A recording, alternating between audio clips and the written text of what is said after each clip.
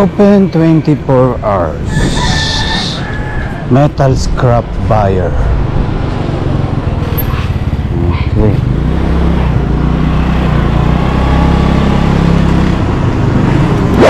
May mga presyo, 5,500 stainless steel.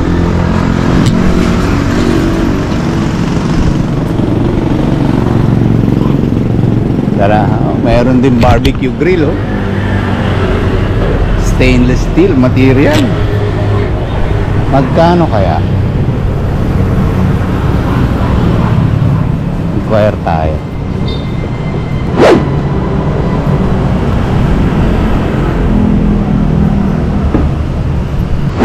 Okay, mga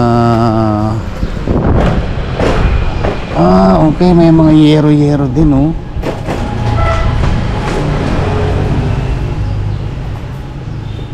May mga tubular, may mga GI din, oh. Okay. Tubular.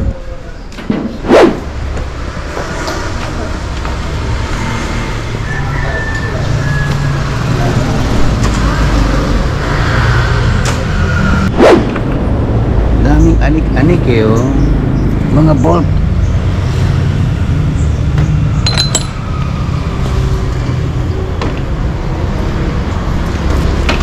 Magkano naman yung mga ganyan natin? Depende. Yung, ayun, 50. Ito 50. Nuts and bolt. Eh yung malalaki ito yung mga pang Meralco na yata yan.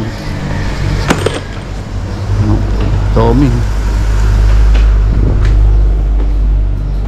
Ito malupit. Meron silang pang ano. Pang hospital. Ito ano pang pasyente.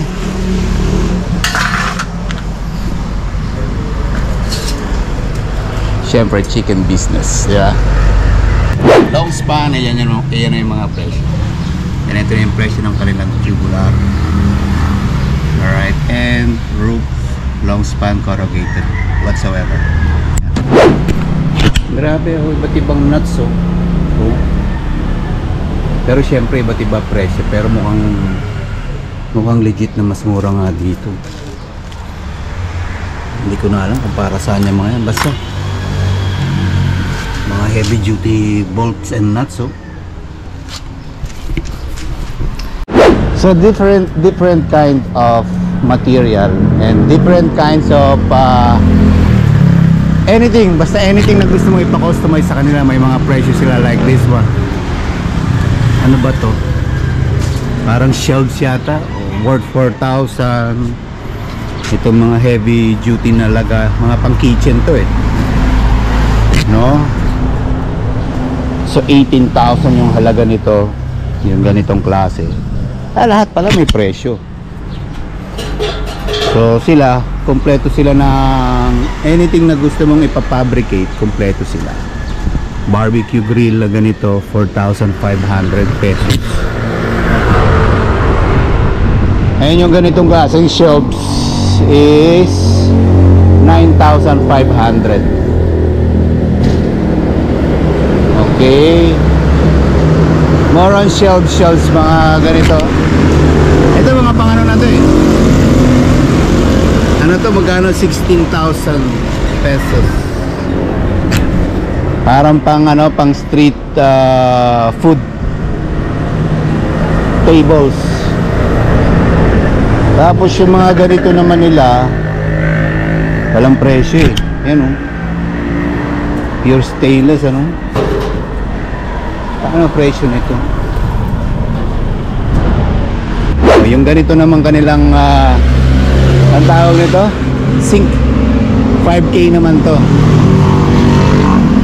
Basta pure stainless to lahat. Ganito is 18,000 pesos.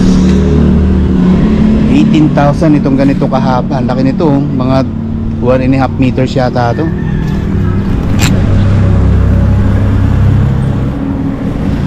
Even kulungan ng hayop, dog or parrot. Parrot. 15,000 pesos itong ganito. Siguro iisa lang ito.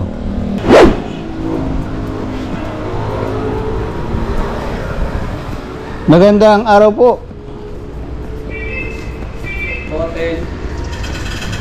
Yun po bang harap at ito ay isa lang? Ah, isa lang pala ito. Okay, nagpa-fabricate po pala kayo ng ano? Ng mga shelves ganon. Opo. Ibig sabihin, yun lang yung paggagayahan namin sa labas, yung mga naka-design doon. Pwede po, kung may sarili kayong design. Kung may sarili kaming design, pwede rin namin ipagaya sa inyo. Kalakaran nyo magkano ba? Depende. Nakadepende. Nakadepende, no? Pero yung mga presyo na yun na nasa labas, yun na yun siya. May tawad pa ba yun, sir? Ah, may final discount pa pala. May discount pa yun. Tapos, sir, pag gumawa po kayo niyan, mga ilang araw naman yan. Let's say, talagay mo na, isang ano rin, lababo ba? Mahaba. Yung nakita ko dyan sa may labasan dyan. Normally, ginagawa ng ilang araw yan. Mga ano yan, mga 3 days. 3 days, mabilis lang pala. Okay, at least Kasi matagal lang naman dyan yung layout. Pagka yan ang buo na. Yung pag-build, yun lang naman ang ano dyan eh, nabana eh. Galing, oh. Bakit nagpa-fabricate din ba kayo ng kaldero? Ano po, mga ano po, second hand na... Second hand. Tapos ano to, tinutunaw nyo na lang, ganon. Hindi, dinideliver din yan pagka yung may mga sira na. Particular sa motor, sir, tumitira din ba kayo? Depende rin sa ano, kung ano. Mga sidings ng motor, tricycle, Yung mga spoiler, nagkano kami pero spoiler. Kasi maraming sakop to, sir, stainless to eh. Diba? Pwede to sa kotse. Pwede sa jeep. Pwede sa anything. Bahay. yung mga railings. Railings. Nagagawa rin kami na railings. So halos lahat kinikater nyo. Lahat ng klase ng stainless Mga gate, product. mga railings, lamesa, Lamesa. lababo, mga cabinet. Eto, gumagawa din kayo nito. Ayan eh, ano na yan. Parang sikan na yun. Pero stainless to. Oh. Salamat, sir, ha? Diba? Nakuha natin yung information. So, ito palang mga naka-display na to na nasa labas na ito. Ito at ito. Ito at itong nasa harap at itong kaharapan niya ay iisa lang pala. Okay? At yung nakikita nyong mga presyuhan ng mga ano ba to? Mga lababo na to and everything na to. Mga grills na yan or ay lahat ng yan ay may tawad pa. So, yun. So, metal scrap buyer open daily 24 hours, tanso, dilaw, bakal, aluminum, stainless, nickel, tingga. Yan. Yan yung mga ibinibenta nila or maaring binibili nila. Dito yan sa may ano bang nakakasakop nito? Barangay Timbaw pa rin. Barangay Langkiwa yata to. Or Santo Tomas na. Okay. So, ayan, oh, bumibili ng nickel, carbide, magnet, stainless, electronics, whatsoever. Diba?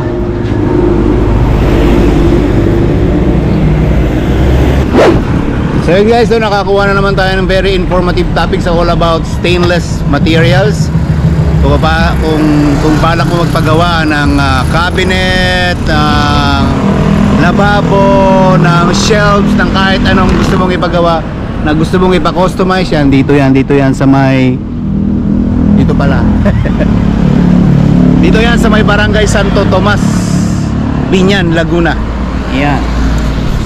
So guys, hindi ko na masyadong bababayan ang vlog na to. See you again to my next informative topic vlog. So this is Stephen the Great. Bye and God bless.